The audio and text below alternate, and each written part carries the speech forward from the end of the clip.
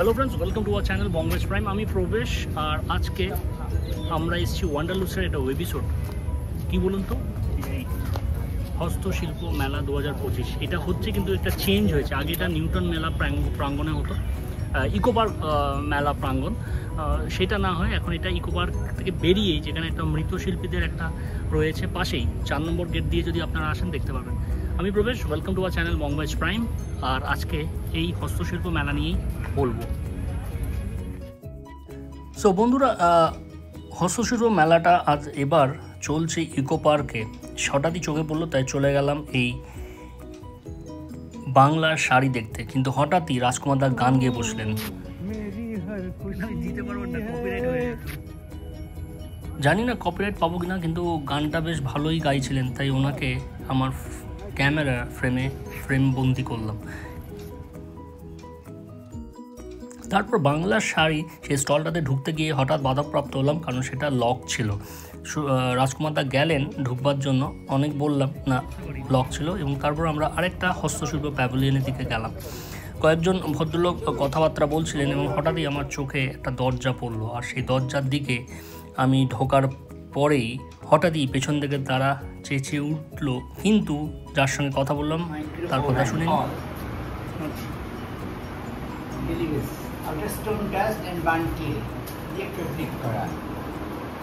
এটা আপনাদের আগে ওখানে হতো না, নিউটাউনে ইকো? হ্যাঁ, এটা কোনটা হচ্ছে? এটা বিশ্ব বাংলা হাট, বিশ্ববাংলা হস্তশিল্প মেলা। হস্তশিল্প মেলার এটা একটা পার্ট, ওইটা মেইন। ওটা কবে হবে? ওটা তো পরে হবে। ওটা নভেম্বর থেকে আরম্ভ হয়, ডিসেম্বর চলে, অনেক সময় ডিসেম্বরে হয়, জানুয়ারিতে গিয়ে থাকে। পটারি হাউস থেকে বেরিয়ে আরেকটা বিশাল আকার প্যাভিলিয়ন ছিল, যেখানে অনেকেই নিজেদের হাতের কাজ করছিল, কিন্তু এখানে ক্রাউড অনেক কম। আমি জানি না লোকেরা হয়তো ঠিক মতন করে এটির খোঁজ পেয়েছে কিনা। এটি চলছিল 2 অগস্ট থেকে শুরু করে 20 তারিখ অবধি। আমরা তার মধ্যেই 15 তারিখে গেছিলাম এবং বেশ ভালো মতন করেই এই জায়গাটা ঘুরে দেখি। কয়েকজনের সঙ্গে কথাও বলি, তাদের কথা একটু বাদেই আপনাদেরকে শোনাবো। কিন্তু আমার মনে হচ্ছে রাজকুমার দা একটু ক্লান্ত হয়ে গেছেন, তাই উনি খুঁজছিলেন কোনো একটি বেঞ্চ, কারণ তার একটু জিরিয়ে নিতে হবে।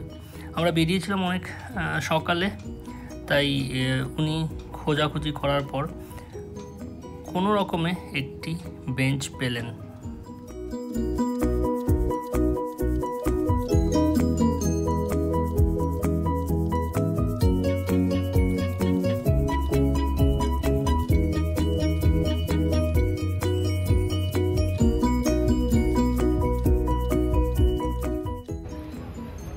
দেখছেন যে আমরা হস্তশিল্প মেলায় আসছি।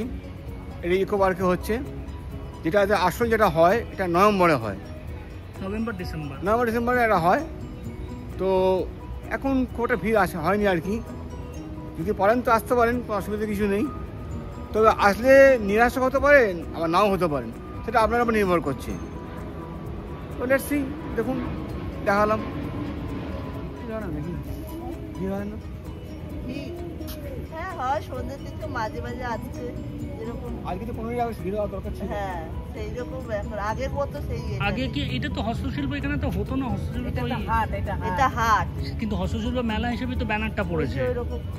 এটা তো মিসগাইড হচ্ছে। তো আমি মিসগাইড হলাম বেসিক্যালি। অ্যাকচুয়ালি হস্তশিল্প মেলা আমি কভার করি, আমি তো নভেম্বরে জানি। এটা নভেম্বর ডিসেম্বরে হয়, ওই ইকো পার্কের ওখানটাতেই হয়, ইকো পার্ক যেই মেলা গ্রাউন্ডে। ওই ব্যানারটা দিয়েই হচ্ছে না তো? হচ্ছে এখন তো না হচ্ছে একটা ইজেসিসিতে হচ্ছে, কিন্তু ব্যানারটা কিসের পড়েছে? ব্যানারটা তো হস্তশিল্প মেলারই পড়েছে। আর এর ভেতরেই ডি বহু ইন্ডিয়া এই বুটিক্স থেকে বলছি।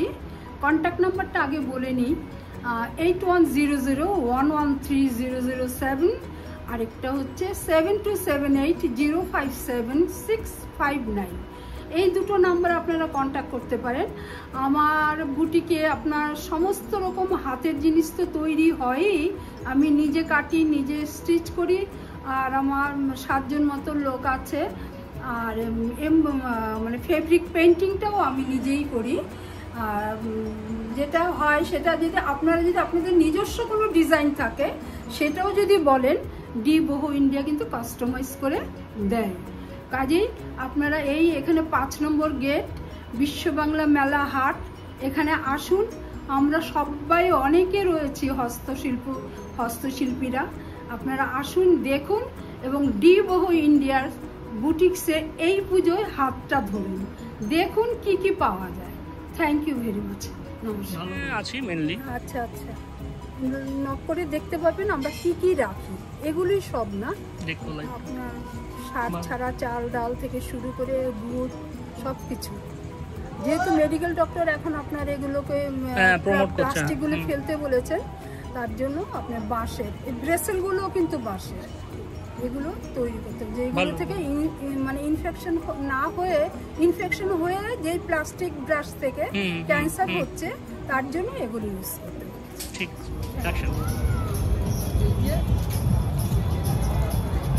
সো বন্ধুরা, ইকো পার্কের গেট নাম্বার 5-এ দাঁড়িয়ে রয়েছি। সেটা হচ্ছে বিশ্ব বাংলা রাজ্য হস্তশিল্প সংগ্রহালয়শালা যেটা রয়েছে সেখানে, অর্থাৎ বিশ্ব বাংলা হাট থেকে বলা হয় বিশ্ব বাংলা শিল্পী হাট।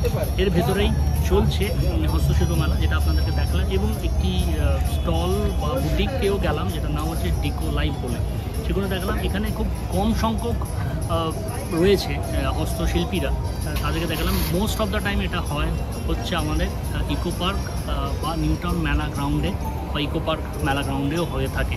সেটা হয়তো নভেম্বর ডিসেম্বরে হবে, যেটা আগেই বলে দিলাম।